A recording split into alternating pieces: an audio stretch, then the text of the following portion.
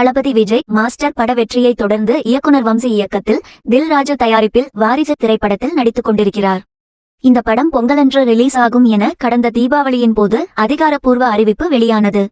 இதனைத் தொடர்ந்து படத்தின் ப்ரீ புரொடக்ஷன் வேலைகள் பரபரப்பாக நடைபெற்று வருகின்றன. பெரும் எதிர்பார்ப்புகளுக்கிடையில் வாரிசு படத்தின் முதல் பாடல் லிரிக்கல் வீடியோவாக ரிலீஸ் ஆகி இருக்கிறது. இந்த பாடலை நடிகர் விஜய் மானசியுடன் இணைந்து பாடியிருக்கிறார். கவிஞர் விவேக் பாடல் வரிகள் எழுத தமன் இசையமைத்து இருக்கிறார்.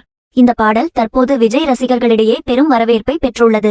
கட்டுமல்லி கட்டி வெச்சா வட்ட கருப்பு புட்டு வெச்சா என ஆரம்பிக்கும் இந்த பாடல் வரிகள் ஏற்கனவே பல சர்ச்சையில் சிக்கின. வேறொரு பட அத்தின் மெட்டுக்களை தமன் உபயோகித்து இருக்கிறார் எனவும், செல்லம்மா பாடலில் சிவகார்த்திகேயன் போட்ட டான்ஸ் ஸ்டெப்புகளை அப்படியே விஜய் காப்பி அடித்துவிட்டார் எனவும் சமூக வலைதளங்களில் பிரச்சனைகள் கிளம்பிய நிலையில் இப்போது இந்த பாடல் சிக்கியிருப்பது பாடல் வரிகளில். உச்சு கொட்டும் நேரத்துல பட்டுனு பாத்தியே உச்சக்கட்டம் தொட்டவளே என்னும் பாடல் வரிக்கு இப்போது பயங்கர எதிர்ப்பு கிளம்பியுள்ளது.